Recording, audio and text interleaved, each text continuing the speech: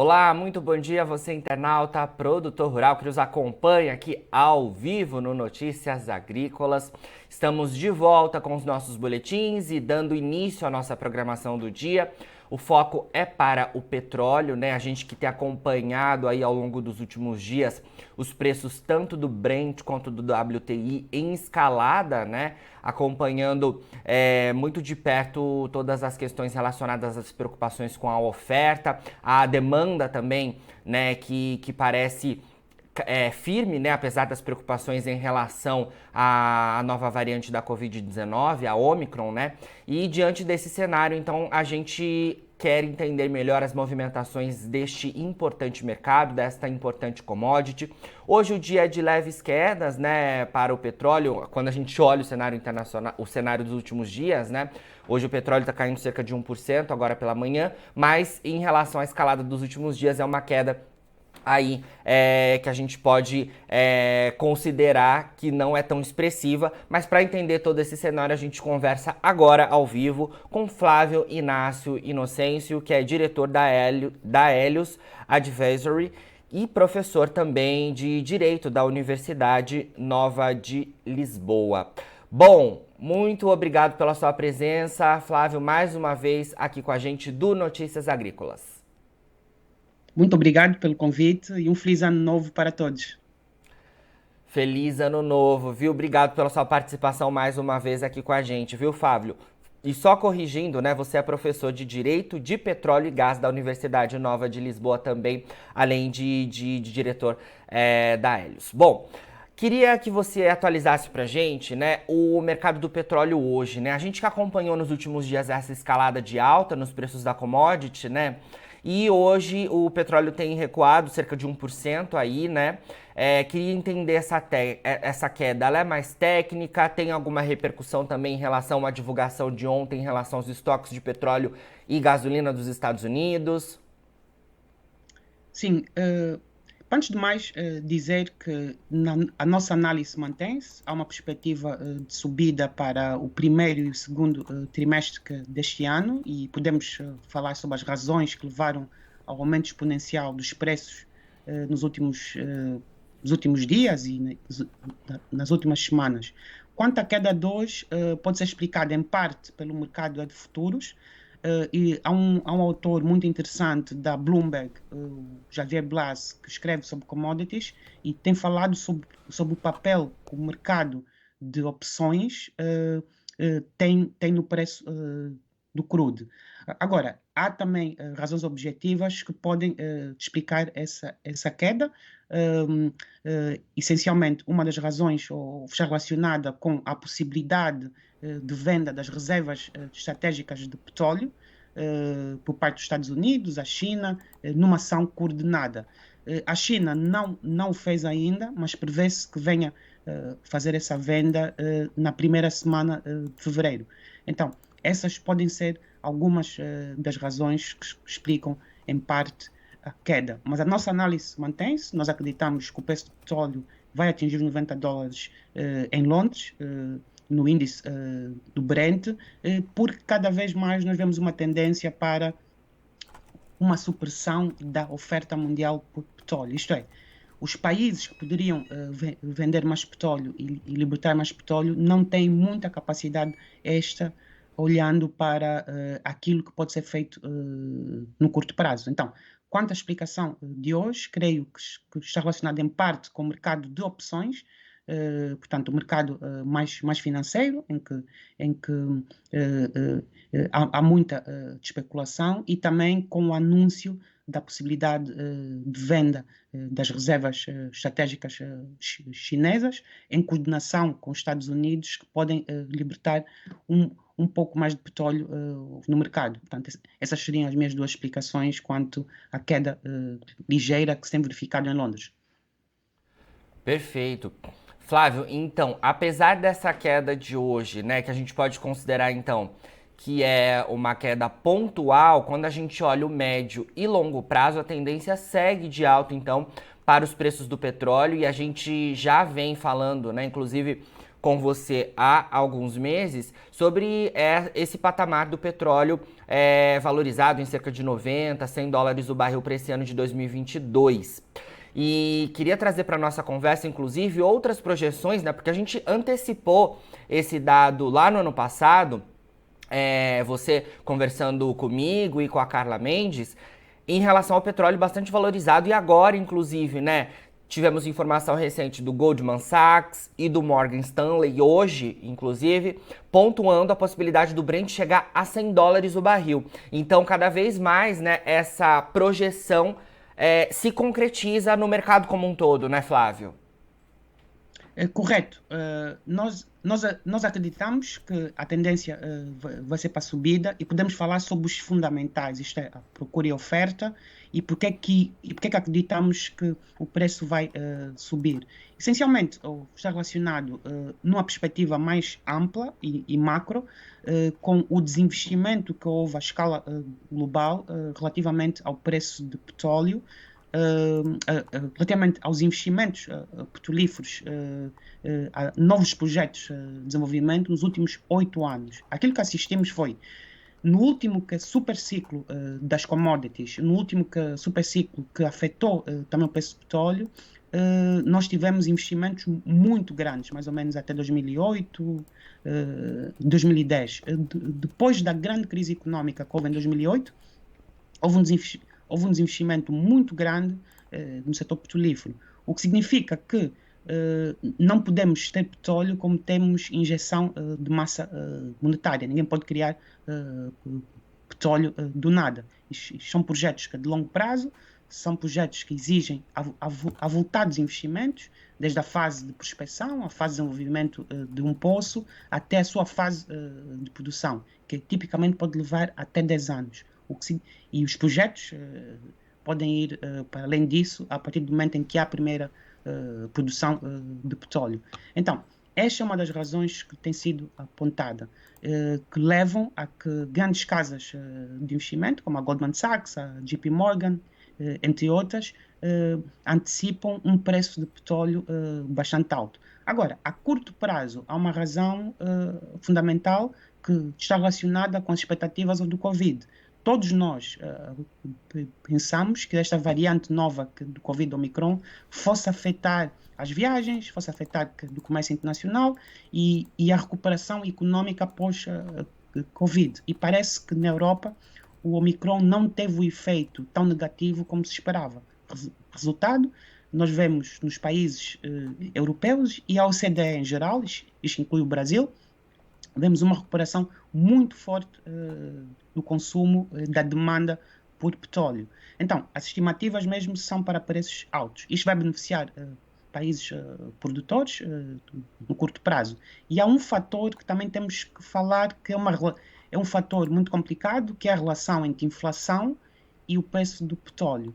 E a relação entre o dólar e o preço do petróleo. Como sabemos, o dólar é a moeda de pagamentos internacionais e os contratos petrolíferos estão expressos em dólares, e o que aconteceu que no último ano nós tivemos uma injeção maciça do quantitative easing, de massa monetária no setor financeiro, e isso faz com que nós tenhamos expectativas de inflação muito elevadas. E tipicamente quando o dólar enfraquece, as commodities sobem. Obviamente que temos uma crise global das moedas, mas o dólar é a moeda de pagamentos internacionais. Então, esta relação dólar-inflação, inflação definida como expansão da massa monetária, e depois podemos falar sobre a subida generalizada de preços. É uma relação muito complicada quando olhamos para os gráficos e para as análises económicas, mas é uma relação que existe. Não necessariamente uma causa e efeito, mas uma correlação. Quando o dólar está fraco, há uma tendência para a subida do preço do petróleo, principalmente num período pós-pandemia em que há uma retoma da atividade económica. E não temos países como a Arábia Saudita, que tipicamente são países, o que chamamos de produtores flutuantes, ou swing producers, que tipicamente, quando há uma demanda muito forte e há uma oferta muito limitada, eles vendem mais produto no mercado para que os preços baixem. Neste momento, a OPEP e a Arábia Saudita, sendo o maior produtor flutuante, não têm essa capacidade, já, porque estão a produzir já quase no limite da sua produção. E para aumentar a sua produção, isso requeria investimentos enormes. Então, o que está a acontecer estamos a ter um sinal de preços que indica que é necessário haver um investimento muito maior ainda nos fósseis e que o mundo pós-fóssil, apesar da transição energética, é um mundo muito distante. E depois temos outro fator que nós também falamos e que o Jonathan também conhece muito bem esses mercados, é o fator do gás natural. Isto começa por ser uma crise que surge no gás natural. Portanto, houve um aumento do preço do gás natural, principalmente na Europa e na Ásia, que são as duas regiões que mais consomem gás natural, essencialmente para a produção elétrica, porque houve um desmantelamento das centrais de carvão e uma substituição por gás natural, e o gás natural é a energia de base para quando não há sol ou não há vento. Como sabem, a União Europeia tem uma política de transição energética que é a European Green Deal, desde 2019, e tem apostado muito nas energias renováveis. Mas as energias renováveis têm duas grandes desvantagens. São intermitentes, isto é, não há sempre sol e não há sempre vento, o que significa que é necessário energia de base nos momentos onde não há produção elétrica, porque não há sol ou não há vento. E isso fez disparar do consumo do gás natural. E a disparada de preços fez com que muitos países que utilizavam o gás natural para a produção elétrica passassem a substituir este gás natural por petróleo, o que é algo que não é aconselhável, mas em emergências, por causa do preço, isso ocorreu. Isso fez aumentar ainda mais a demanda por petróleo. Então, as estimativas, principalmente da Agência de Energia Internacional, que faz parte da Organização para a Cooperação e Desenvolvimento Econômico, estavam incorretas, porque assumiu que a demanda por petróleo e a demanda por energia fóssil fosse diminuir. Pelo contrário, o ano passado houve um pico das emissões de carbono, houve um pico do uso do gás natural, houve um pico também do uso do carvão, e o petróleo essencialmente já recuperou para os níveis pré-pandemia. Então, isto tudo faz com que os investidores que investem tanto no curto prazo como no longo prazo, relativamente a esses contratos de futuros, porque o Brent é um contrato do futuro e todo o mercado físico tem como referência o Brent, 2/3 dos contratos de compra e venda de crudo a nível global têm em conta o preço Brent, faz com que haja uma tendência para que subir. Então, este ano, que dificilmente vamos ter preços moderados. Eu tive este debate o ano passado com vários colegas meus em Londres e também nos Estados Unidos, e porque é lá que estão os maiores centros financeiros do mundo que negociam o crude, e realmente muitos deles não acreditavam, porque todos pensavam, eu também tive essa perspectiva, de que Covid fosse afetar a procura. Mas há uma recuperação económica, em parte porque a pandemia, eu não digo que foi vencida, mas foi parcialmente controlada, porque a maior parte da população dos países consumidores essenciais, como a China não, mas a OCDE, a Europa, parte dos Estados Unidos, está essencialmente controlada. Portanto, vamos ter preços bastante altos. Eu prevejo que nós rapidamente, no primeiro semestre, nós possamos atingir $100 o barril. Certo. Flávio, até trazendo aqui para essa nossa conversa, né? Você falou em relação ao gás natural. Hoje, por exemplo, o gás natural está subindo agora pela manhã quase 3%, né? Trazendo então aí informações complementares a isso que a gente está conversando. Bom, queria que você falasse, Flávio, um pouco mais em relação à questão da OPEP, né? Porque a gente deve ter no início do mês que vem uma nova reunião. Como você mencionou, né? Os países estão aí no limite de produção, né? E você acha que para a reunião que a gente deve ter, para a próxima reunião, a gente pode ter alguma novidade que de alguma forma mude esse cenário que a gente tem visto de oferta mais restrita e demanda firme, apesar daquelas preocupações iniciais com a Omicron? Sim, é possível porque a OPEP está a ser muito pressionada pela administração americana. E politicamente é um tema muito sensível quando os preços de petróleo que sobem, e este ano é ano de eleições nos Estados Unidos, porque eles têm eleições de 2 em 2 anos no Congresso, o que é um bocado complicado, o que significa que a administração Biden tem incentivos para que o preço do petróleo baixe, para tomar medidas para que o preço do petróleo baixe. É por isso que venderam parte das reservas estratégicas e queriam que os países do CDE também fizessem para que o preço do petróleo baixasse. Então, o PEP, principalmente a Arábia Saudita, está a ser muito pressionada pela administração para que os preços baixem. Tanto isto publicamente, mas também nos bastidores. Então, é possível que haja alguma declaração, não necessariamente uma decisão. Isto porque a OPEP também mudou de secretário-geral. O secretário-geral era um nigeriano, Barquindo, que teve um mandato muito complicado, porque essencialmente o secretariado da OPEP, eu sei porque eu trabalhei lá em 2013, é um mecanismo de coordenação. O secretariado não toma decisões, mas dependendo da figura do secretário-geral, pode influenciar este país ou aquele.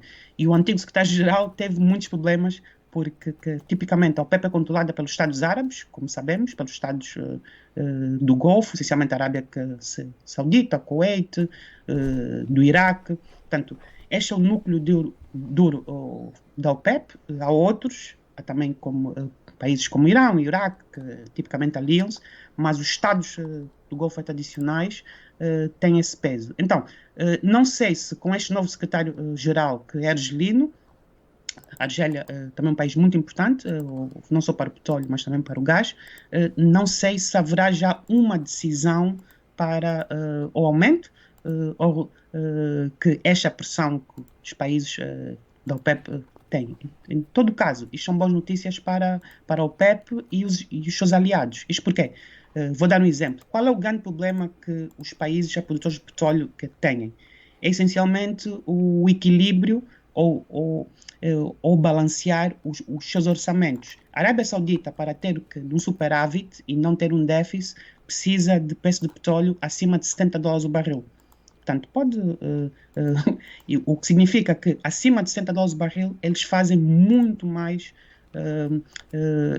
em termos de acumulação de reservas. Então, só que preços de petróleo muito altos no longo prazo também são negativos para a OPEP, porque aceleram o mecanismo da transição energética e a substituição do petróleo por outras fontes energéticas. Hoje já se fala de fontes como hidrogênio, que podem, em parte, imitar o mercado petrolífero e gás natural e têm usos muito semelhantes do petróleo. Só que isto vai demorar ainda algumas décadas até que isto se efetive. Em resumo, a reunião da OPEP pode não haver necessariamente uma decisão, mas pode sair uma declaração dos países que se comprometerem em aumentar a produção, essencialmente sob pressão americana. Porque para a OPEP, a maior parte desses países precisam de preços altos para balancear os seus orçamentos. Não é tanto a questão do custo de produção, porque o custo de produção está muito abaixo do atual preço do petróleo, em média, na maior parte dos países produtores de petróleo dentro da OPEP, e há dados sobre isso, nós trabalhamos com dados sobre isso. O problema é os orçamentos. Esses Estados, como são muito dependentes das exportações de petróleo, precisam de orçamentos de preços de petróleo muito altos para equilibrar os seus orçamentos e não terem um déficit. Então, a questão é essa. Então, há uma pressão muito forte dos Estados Unidos para que a OPEP liberte, mas há aquele constrangimento que nós falamos, o que é um projeto petrolífero, mesmo que a OPEP queira, vai ser muito difícil expandir a produção. E eu estive a ver os dados. A OPEP tem várias publicações. Uma das publicações que eles têm mensalmente, que eu aconselho os nossos ouvintes a lerem, que se puderem, claro que está em inglês, chama-se o Monthly Oil Market Report. Uma publicação mensal, onde a OPEP faz uma análise sobre as perspectivas que tem para o ano do setor petrolífero, mas mês a mês. Em vez de ser a publicação anual, que sai em novembro, eles chamam a publicação mensal. E nessa publicação mensal, A última, que é de janeiro, mas foi publicada com base de dados de dezembro, já apontava para uma recuperação.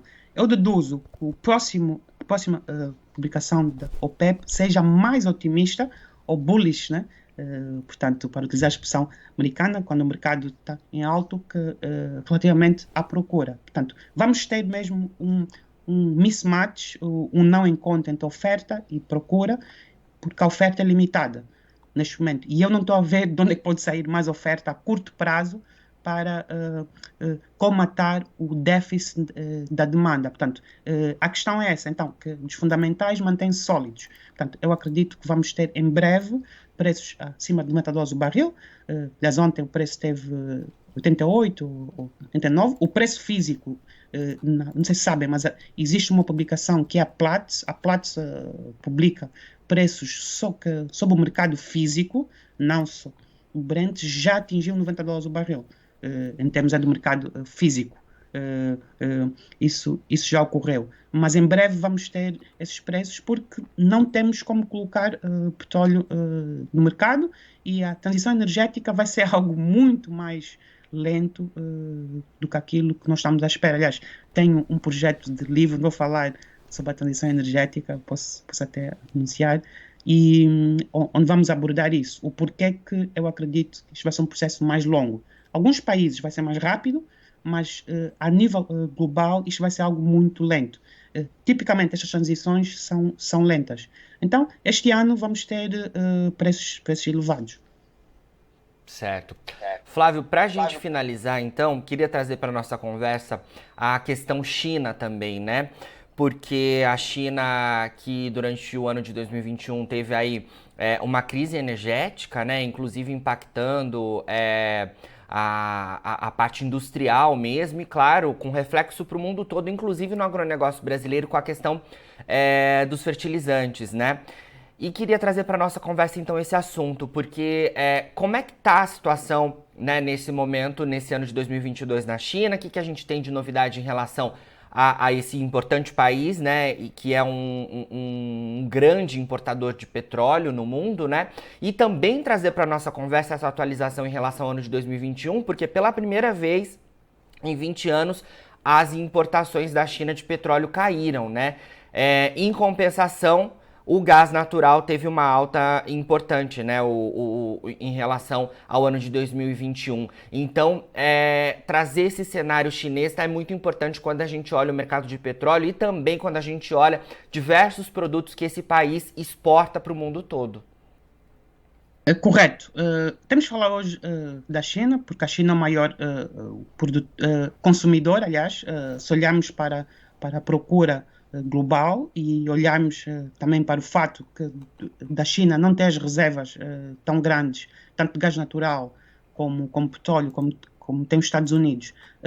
Quanto ao gás natural, portanto, nós prevemos que a procura vai continuar a disparar e isso é que explica em parte o aumento exponencial dos preços de petróleo. Só para os nossos ouvintes terem uma perspectiva de comparação, o preço do petróleo, o preço do gás natural nos Estados Unidos é 5 vezes inferior ao preço tanto da Ásia, incluindo a China, como da Europa. E isto porquê? Porque a China tem substituído as suas centrais de carvão por gás natural. Essencialmente a explicação é essa, para a produção elétrica. É mais limpo, era relativamente barato até meados do ano passado. Quanto ao mercado petrolífero, portanto, para responder, no último relatório da OPEP, nós, se olharmos para ao consumo chinês, a China é o maior mercado consumidor, essencialmente a nível global, e há várias razões que explicam este decréscimo. Razões sazonais, mas também razões de longo prazo. A China tem procurado diversificar a sua frota automóvel para veículos elétricos. Há muitos leitores que não sabem isso, mas o maior investidor em energias renováveis é a China, maior que a Europa e os Estados Unidos, em termos, em números absolutos. Obviamente que é um mercado muito maior. Então a China tem feito essa reconversão da sua frota. Isto é um projeto longo prazo. A meu ver, isto está relacionado com razões sazonais. Portanto, nós prevemos que este ano também possa haver uma recuperação, isto com base em dados da própria OPEP, mas também com base em dados da Agência de Energia Internacional, que são as duas principais instituições que fazem análise sobre a China. Então, a médio prazo, nós acreditamos que vai haver uma expansão, porque o Omicron não vai ter este impacto tão grande, e isto vai afetar todas as commodities, o que significa que nós olhamos para o índice das commodities da Bloomberg, isto não só para o petróleo, todo este índice tem vindo a crescer. Então, nós estimamos que a procura, tanto de petróleo como gás natural, como das commodities em geral, vai continuar em alta na China. A China tem uma estratégia muito diferente da Covid, então tudo resta, basicamente a estratégia deles é uma estratégia de quase zero, de eliminar quase a zero do Covid nas suas cidades, o que significa que há um conjunto de restrições grandes quando se descobre surtos de Covid. Então, isso também explica, em parte, o preço, a procura por petróleo, o que caiu relativamente. Nós prevemos que este ano, olhando para esses dados, tanto da Agência de Energia Internacional e da OPEP, nós prevemos que a procura por crudo China, sendo o maior mercado aos consumidores, vai disparar também este ano. Resta saber se eles vão continuar esta política que é de ter casos zero quase e fechar tudo quando há um surto. Portanto, esta estratégia da China, como sabe, esta não é a estratégia europeia, esta não é a estratégia dos Estados Unidos. Os Estados Unidos foi vacinação em massa e abertura da economia. Aliás, a Inglaterra é o primeiro país onde o primeiro-ministro anunciou isto. E isto é que está a animar, em parte, as perspectivas de recuperação económica e aumento da demanda de petróleo. Portanto, essa seria a minha explicação quanto à China. Essencialmente, está relacionado com a estratégia deles de, em parte, fechar e, a longo prazo, com a eletrificação da sua frota automóvel. Mas nós não prevemos que vai haver uma mudança dos fundamentais da demanda na China este ano. Pelo contrário, vamos ter um crescimento também bastante grande da procura por petróleo, que neste momento é a maior do mundo. A China é o maior mercado consumidor, maior que os Estados Unidos.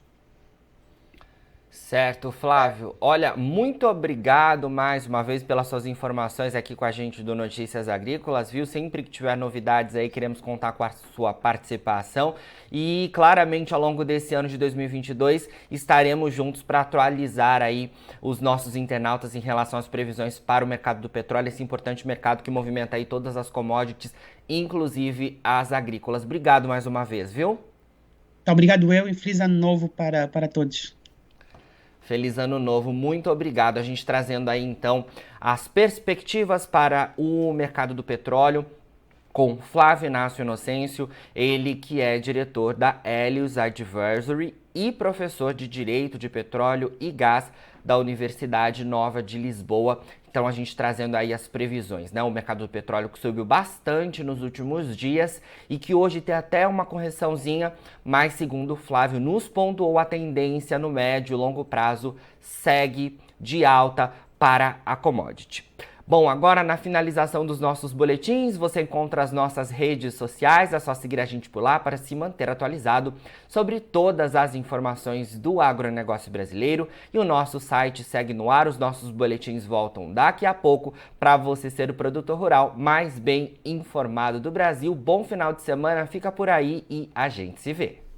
Participe das nossas mídias sociais, no Facebook, Notícias Agrícolas, no Instagram, @Notícias Agrícolas e em nosso Twitter, @Noteagri. E para assistir todos os vídeos, se inscreva no YouTube, na Twitch, no Notícias Agrícolas Oficial.